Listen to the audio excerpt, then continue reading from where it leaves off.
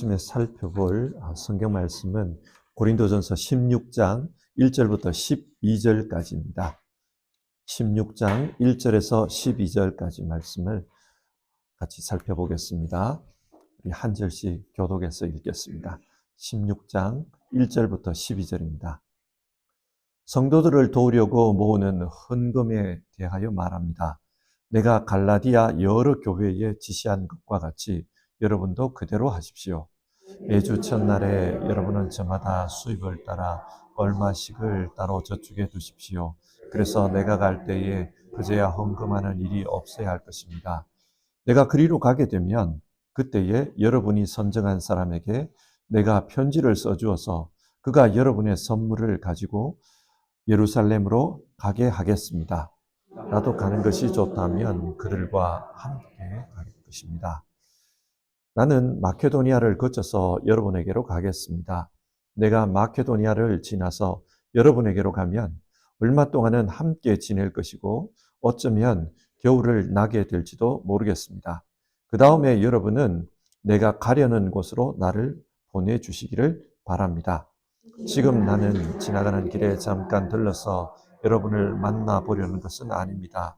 주님께서 허락하시면 얼마 동안 여러분과 함께 머무르고 싶습니다. 그러나 오순절까지는 에베소에 머물러 있겠습니다. 나에게 큰 문이 활짝 열려서 일을 많이 할 수 있는 기회가 왔습니다. 그러나 방해를 하는 사람들도 많이 있습니다. 디모데가 그리로 가거든 아무 두려움 없이 여러분과 함께 지낼 수 있도록 보살펴 주십시오. 그도 나와 마찬가지로 주님의 일을 하는 사람입니다. 그리고 내가 그를 평안한 마음을 보내주십시오. 나는 형제들과 함께 그를 기다리고 있습니다. 같이 읽겠습니다. 나는 물리에 대하여 말하겠습니다. 내가 그에게 다른 형제들과 함께 여러분에게 가라고 여러 번 권하였지만 그는 지금 갈 마음이 전혀 없습니다. 그러나 적절한 때가 오면 갈 것입니다. 아멘. 세상에는 다양한 모임이 있습니다. 그리고 그 모임들은 저마다의 목적이 있습니다. 예를 들어 동창회를 한번 생각해 봅시다. 동창회는 같은 학교를 졸업한 사람들이 모여서 서로 친목을 도모하는 것이 목적입니다. 그곳에서 서로 잘 지내고 있는지 안부를 묻고 또 필요하다면 작은 도움들을 서로 주고받는 그런 목적으로 모입니다. 근데 여러분, 만약에 이런 동창회가 목적에 맞지 않게 운영이 된다고 한번 가정해 봅시다. 예를 들어, 이 동창회를 어떤 사람이 자기 사업을 위한 모임으로 만들었습니다. 그곳에만 가면 자꾸 뭘 사라고 합니다. 이걸 좀 사달라, 저걸 사달라. 영업을 하는 거예요. 그리고 또 어떤 때는 돈을 빌려달라고 합니다. 얼마가 필요하다, 어쩌다. 금전적인 부담을 자꾸 줍니다.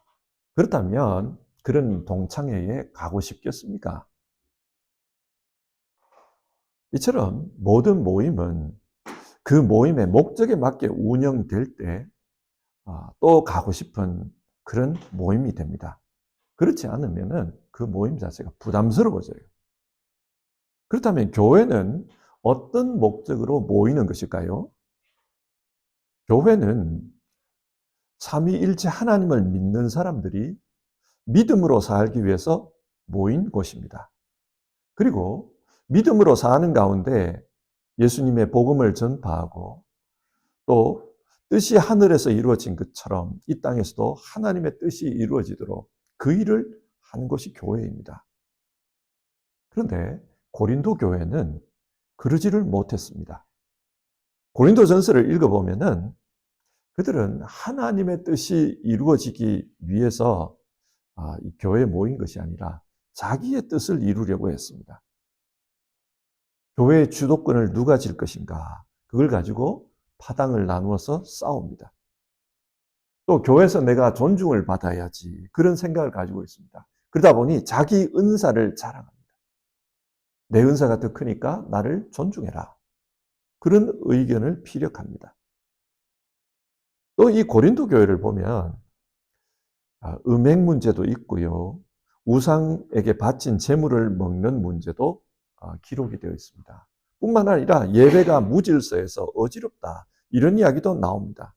이런 이야기들을 읽다 보면 이게 과연 교회가 맞나? 이 모임이 교회가 맞나? 그런 생각이 들 정도입니다. 평소에 이렇게 혼란스럽고 자기 자랑하기를 좋아하고 음행을 하고 이렇게 사는 사람들이 바깥으로 나가서 안 믿는 사람들에게 예수님 믿으십시오. 예수 복음을 전할 수 있겠습니까? 어렵다고 봅니다. 그렇다면 이 고린도 교회는 교회의 존재 목적에 맞지 않는 모임입니다. 그런데 바울 사도는 이런 고린도 교회를 향해서 이런 말을 합니다.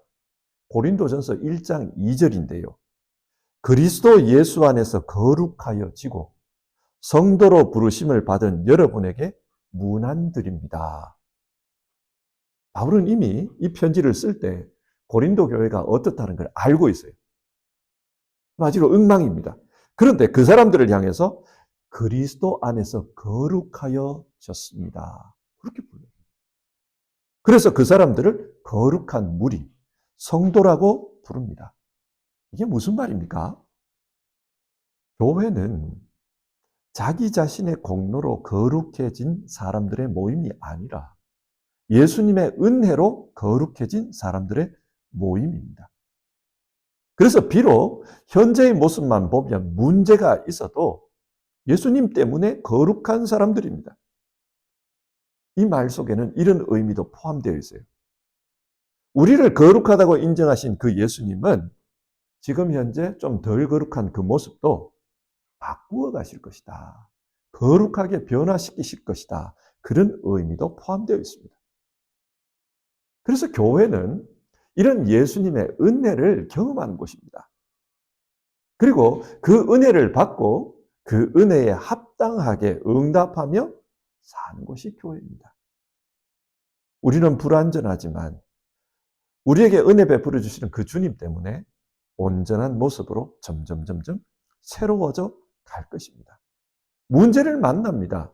우리 자신의 모습을 볼 때가 있습니다. 그러나 그 문제 속에서 주님께서 만져주시고 새롭게 해주심으로 우리는 새로운 사람이 될 겁니다. 주님의 은혜입니다. 우리는 이런 은혜를 경험하고 또 그 은혜에 응답하며 사는 것이 교회입니다. 오늘 우리가 읽은 이 본문은 고린도전서의 마지막 부분입니다. 그동안 바울 사도는 고린도 교회 교인들이 이런 문제가 있습니다. 이 문제에 대해서 어떻게 하면 좋겠습니까? 그런 질문에 대해서 답변하는 내용으로 글을 썼습니다. 이제 편지를 마치면서 자신의 몇 가지 부탁의 말을 성도들에게 전하고 있습니다. 오늘은 그 내용을 살펴보려고 하는데요. 이 내용을 통해서 주님의 은혜를 받은 사람들, 그 은혜를 받은 사람들은 은혜로 살기 위해서 어떻게 하면 좋을까? 그걸 생각해 봤으면 합니다. 자, 그러면 성경을 우리 한번 같이 보겠습니다. 먼저 바울 사도는 고린도 교인들에게 예루살렘 교회를 돕기 위한 헌금을 부탁합니다. 그게 1절에서 4절까지의 내용입니다. 당시 예루살렘 지역은 기근이 들었어요. 그래서 경제적으로 아주 어려웠습니다. 이때 바울 사도는 시리아 안디옥 교회 같은 이방인 교회에 예루살렘 교회 성도들을 돕기 위해서 헌금을 합시다. 그런 제안을 했습니다. 그리고 그런 구제 헌금을 지금 고린도 교회 사람들에게도 부탁하고 있습니다. 바울이 생각하기에 예루살렘 교회는 모든 교회의 어머니 교회입니다. 예루살렘 교회 성도들이 흩어져서 복음이 땅끝까지 전파되었습니다. 그 교회로부터 신령한 것을 받았으니 이제 어려운 그 교회의 부족한 부분, 물질적인 부분을 도웁시다. 그게 마땅합니다. 그 이야기를 하고 있습니다. 교회는 예수님의 몸입니다.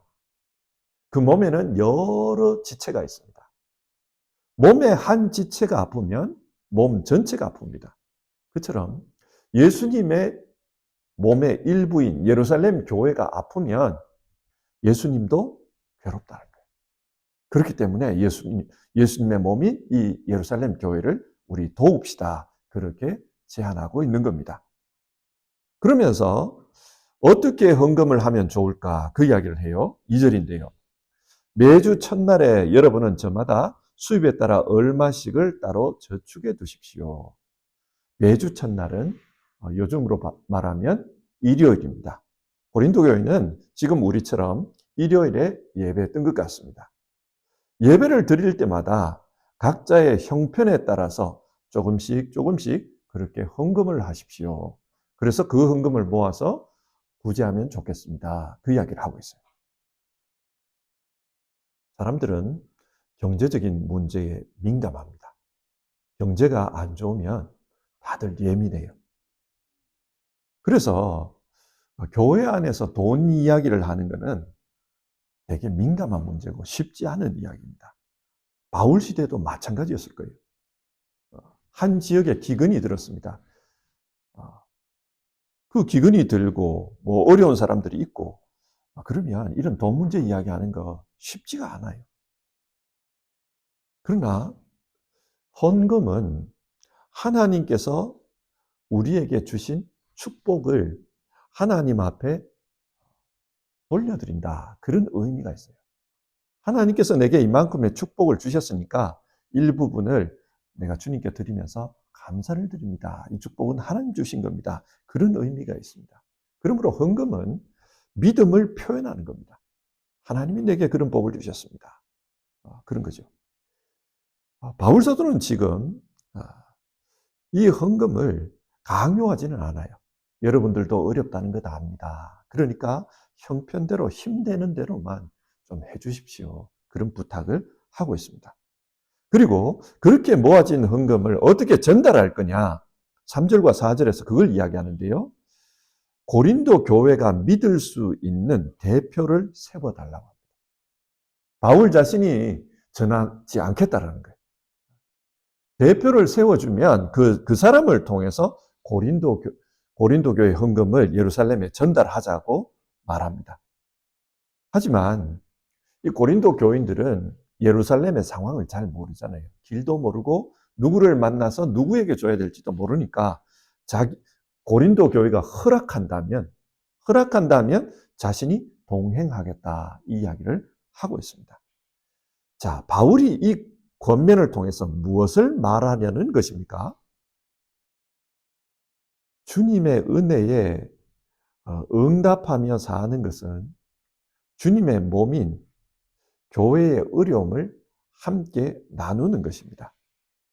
예수님께서 자신의 생명을 우리에게 나누어 주셨습니다. 그게 은혜지요. 그렇게 은혜를 받은 사람들은 우리의 중요한 것을 주님의 몸인 교회를 위해서도 나눌 수 있어야 된다. 이게 은혜에 응답하는 길이다. 그걸 말합니다. 물론 이런 나눔에는 헌금만 있는 게 아닙니다. 헌금 외에도 다양한 게 있어요. 각자 재능을 가지고 봉사할 수 있습니다. 여유가 있는 분들은 어려운 분들을 섬길 수 있습니다. 그리고 누군가에게 관심을 나눠줄 수가 있고요. 또 기도를 나눠줄 수도 있습니다. 사람들을 돕는 데에는 다양한 방식이 있습니다. 사도행전 3장 6절을 보면 베드로가 걷지 못하는 장애인에게 이런 말을 합니다. 은과 금은 내게 없으나 내게 있는 것을 그대에게 주니 나사렛 예수 그리스도의 이름으로 일어나 걸으십시오. 베드로는 지금 은과 금은 내게 없다 그래요. 하지만 나사렛 예수의 이름은 내게 있습니다. 그 이야기를 해요. 이처럼 자기에게 있는 것을 나누어 주는 것, 주님으로부터 받은 은혜에 응답하는 것은 내가 받은 은혜, 내게 있는 은혜, 그걸 나누어 주는 겁니다. 그게 주님께 응답하는 방법이에요. 은혜라는 말은요, 헬라어로는 카리스예요. 이 카리스라는 말은 값없이 받는 선물, 그런 뜻입니다. 오늘 본문 3절을 보면, 여러분의 선물을 가지고 그런 표현이 나와요. 여기서 선물로 번역된 게 은혜입니다. 이 카리스예요. 그러니까 여러분이 주님으로부터 은혜를 받았으니까 여러분이 받은 그 은혜의 일부분을 그분들에게 선물로 줍시다. 그 이야기예요. 예수님께서 우리에게 은혜를 주셨습니다. 교회는 그 은혜를 받는 곳이고 또 은혜를 받은 것을 주님께 응답하며 사는 곳입니다. 그래서 내게 주신 그 은혜를 나누어 주는 것, 그게 은혜에 응답하는 길이다. 성경 그걸 말해요. 이어서 5절 이하의 내용을 보면요. 바울 사도가 자신의 여행 계획에 대해서 말하고 있습니다. 바울은 대략적으로 주후 50년에서 52년 사이에 이 고린도를 방문했던 것 같습니다. 그리고 약 1년 반 정도 고린도에 머물면서 복음을 전했습니다. 그때 고린도 교회가 세워졌습니다. 그리고 한 3년에서 4년이 지난 것 같아요. 3년, 4년이 지났을 때 고린도로부터 사람들이 편지를 내서 교회에 문제가 있습니다. 이거 어떻게 해야 됩니까? 그런 문의가 있었던 겁니다. 바울은 이 편지를 받고 빨리 고린도를 방문하고 싶었을 겁니다. 자기가 개척한 교회예요. 1년 반 동안 머물면서 개척했던 그 교회가 지금 문제가 생겼고 자칫하면 교회가 무너질 수도 있다. 흔들릴 수도 있다. 서로 싸움이 생겨서 이게 분열될 수도 있다. 문제가 있어요. 빨리 방문하고 싶었을 겁니다. 그런데 이 편지를 받았을 당시 갈 수 있는 상황이 아니었습니다. 왜 갈 수 없었을까? 8절과 9절을 보면요. 지금 에베소의 복음 전도를 위한 기회의 문이 열렸다. 그 이야기가 나옵니다. 복음 전도를 위한 큰 문이 활짝 열렸다는 거예요. 그런데 동시에 이 복음 전도를 방해하는 세력도 있다. 그 이야기를 하고 있어요. 박해하는 사람들입니다. 그래서 지금 당장 교회를 비워버리면 이 에베소 교회가 큰 어려움을 당할 수 있기 때문에 그래서 지금 당장은 내가 방문하기가 어렵습니다. 그 이야기를 하고 있어요. 하지만은 가까운 시일 내에 마케도니아를 거쳐서 고린도에 가겠다고 합니다. 그때 고린도를 방문하면은 잠시 있다가 들렀다가 떠나는 게 아니라 한동안 머무르고 싶습니다. 그 이야기를 해요. 그리고 한동안 머물면 여러분들이 다음 행선지로 갈 때 나를 좀 도와주십시오. 그 이야기를 하고 있습니다. 지금은 못 가지만 조금 후에 가겠습니다. 양해를 부탁드립니다. 그 이야기예요. 그러면서 자신을 대신해서 자신이 신뢰하는 동역자 디모데를 보내겠다고 합니다. 그 디모데가 좀 나이가 어린데 그가 가거든 잘 돌봐달라. 그를 업신여기지 말고 그가 하는 말을 들어달라. 그런 부탁을 합니다. 그게 10절과 11절의 내용입니다. 그러면서 고린도 교회가 존경하는 지도자 중에 한 명인 아볼로에 대해서도 이야기합니다. 바울 자신이 아볼로가 지금 같이 있는데 아볼로에게 고린도를 당신이 좀 방문해라. 그렇게 이야기했다는 거예요. 그렇게 말하자 아볼로가 고사했다고 합니다. 나는 안 갑니다. 그렇게 했다는 거예요. 아볼로가 왜 안 가려고 했을까? 고린도 교회에 문제가 있는데 왜 안 가려고 했을까? 지금 고린도 교회는 바울파, 아볼로파 이렇게 나눠져서 싸우고 있잖아요. 그런데 아볼로 자신이 가버리면은 아볼로파는 힘을 얻겠지만 힘을 얻어서 다른 파당들 사람들을 더 짓누를 거다. 그러면 교회의 분열이 더 심각해질 거다. 그래서 안 가겠다고 했을 겁니다. 바울이 지금 이 소식을 고린도 성도들에게 알리는 거예요. 왜 알리느냐면은 고린도 교회 사람들은 바울과 아볼로가 바울파, 아볼로파 이렇게 나눠서 싸우지만 사실 바울과 아볼로는 굉장히 친하다는 겁니다. 그래서 속에 있는 이야기도 다 하고 있고 사역 계획도 지금 공유를 하고 있고 그렇게 허물없이 사역하고 있다. 이 이야기를 하고 있는 거예요. 이 이야기를 통해 뭘 말하는 겁니까? 바울은 교회 일을 하면서 늘 함께 일했습니다. 그리고 자신이 교회를 개척했다고 해서 저 교회는 내 교회입니다. 자기 권리를 주장하지 않았다는 거예요. 철저하게 동력자들과 지금 함께 일하고 있습니다. 교회가 어떤 곳이냐? 주를 위해 협력하는 곳입니다. 바울 사도가 고린도 교회 성도들에게 지금 자신의 사정을 알리면서 양해를 부탁드립니다. 이렇게 말하는 것도 당신들과 나는 서로 협력해야 될 사람입니다. 그 이야기예요. 우리는 주님의 교회를 위해서 협력해야 될 사람들입니다. 그 이야기를 하면서 여러분들도 제게 좀 협력을 해 주십시오. 그리고 지금 여러분 교회 안에 있는 지체들, 그들도 동력자입니다. 협력하십시오. 싸우지 마십시오. 그 이야기를 하는 겁니다. 주님의 은혜에 응답하는 방법은 이렇게 협력하는 거예요. 그리고 이 편지 내용에 보면은 바울은 예수님이 교회의 주인이고 그 교회에 여러 일꾼이 있다는 걸 말합니다. 자기도 일꾼이고 디모데도 일꾼이고 아볼로도 일꾼이라는 거예요. 그래서 이 일꾼들은 주를 위해서, 주인을 위해서 협력해야 된다. 우리는 지금 그렇게 하고 있다. 그러니까 여러분들도 주님의 일꾼들이니까 주인이신 주님을 위해서 교회 안에서 협력하십시오. 분열하지 마십시오. 그걸 부탁하고 있는 겁니다. 은혜를 받은 사람은 은혜를 주신 분께 이렇게 응답해야 합니다. 그 하나의 방법이 고린도 사람들에게 교회 안에서 협력하는 겁니다. 그걸 말하고 있어요. 자, 오늘 말씀 한번 정리를 해보겠습니다.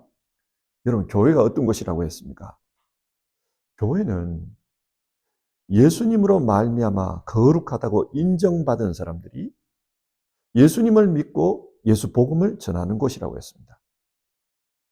우리는 예수님으로부터 은혜를 받았습니다. 그래서 사실은 안 거룩한데 그럼에도 불구하고 거룩하다고 인정해 주셨어요. 뿐만 아니라 거룩하게 살도록 성령께서 이끌어 주십니다. 그런 은혜를 받았어요. 그런 은혜를 받고 은혜에 응답하는 곳이 교회라면 그럼 교회는 어떻게 해야 되냐? 이걸 말하고 있어요. 고린도 교회는 그 은혜에 제대로 응답하지를 못했습니다. 그래서 바울 사도는 여러분은 주님으로부터 은혜를 받았지 않습니까? 그러니까 은혜 받았으면 은혜를 나누십시오. 서로 나누십시오. 그 이야기를 하고 있고 여러분들은 은혜로 주님의 사람들이 되지 않았습니까?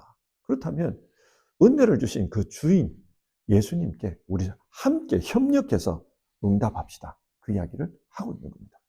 자, 이 말씀을 오늘 우리의 현실에서 한번 생각해 봅시다. 우리도 은혜 받은 사람. 그러면 어떻게 은혜를 응답할 거냐? 이 생각을 해야 돼요. 어떤 그 목사님이 쓴 책에 나오는 자기 간증이에요.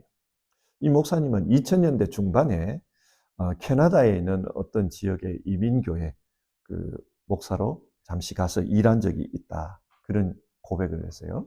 그러면서 첫 주일에 교회 가서 이제 인사를 드리는데 예배를 드리고 인사하면서 어떤 분들이 와가지고 그런 이야기들을 하더라는 거예요. 저쪽 사람들, 저 사람들 조심하십시오. 만나지 마십시오. 질이 안 좋은 사람들. 그렇게 이야기하더라는 거예요. 그리고 나서 조금 있으니까 저쪽 사람이라고 했던 그 사람들이 와가지고 또 이야기를 하더래요. 저 사람들, 질 안 좋은 사람이에요. 그 사람들하고 이게 얽히기 시작하면 목회 힘들어집니다. 조심하십시오. 그러더라는 거예요. 가만히 듣고 보니까 똑같은 이야기예요. 그 이분이 알았어요. 이 교회 지금 문제가 있어서 교회가 갈라졌구나. 갈라져 가지고 서로 갈등하고 있구나. 그걸 알게 되었다는 거예요. 그러면서 이제 좀 눈치를 봤대요. 어떻게 하면 이 갈등을 풀 수 있을까? 이쪽 눈치도 보고 저쪽 눈치도 좀 봤는데 이분 생각에는 어설프게 중재하다가는 교회가 완전히 그냥 분립되겠구나. 이걸 깨달았다는 거예요. 그래서 이분은 그 문제를 모르는 척하고 그냥 모르는 척하고 예배만 열심히 드렸다는 거예요.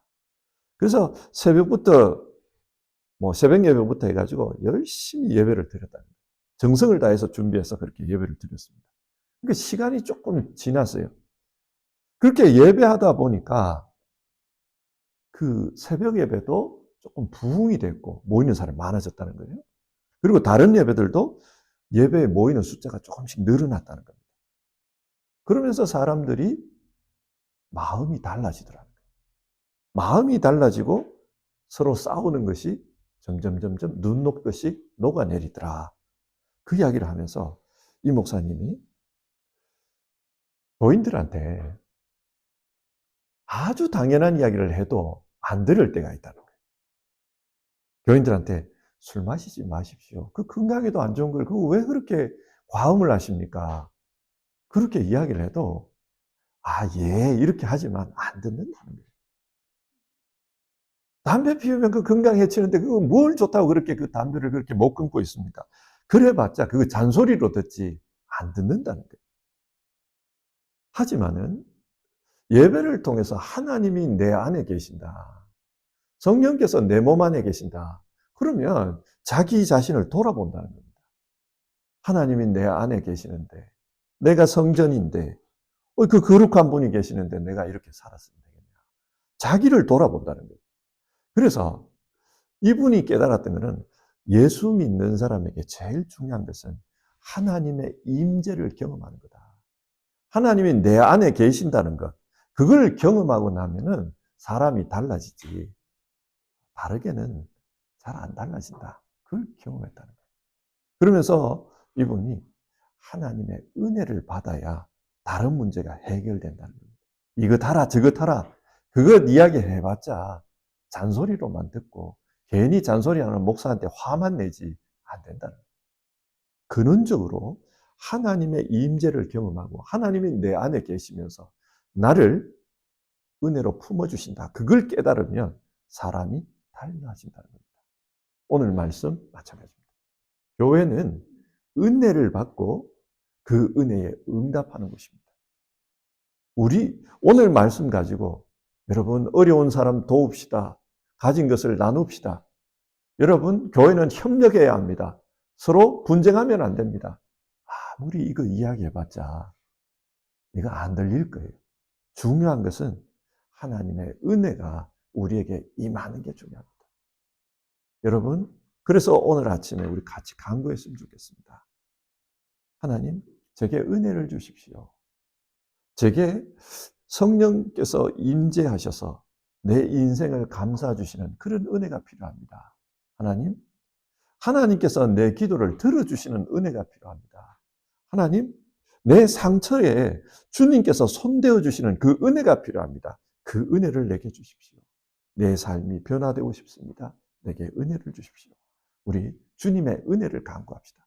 교회는 은혜를 받는 곳입니다.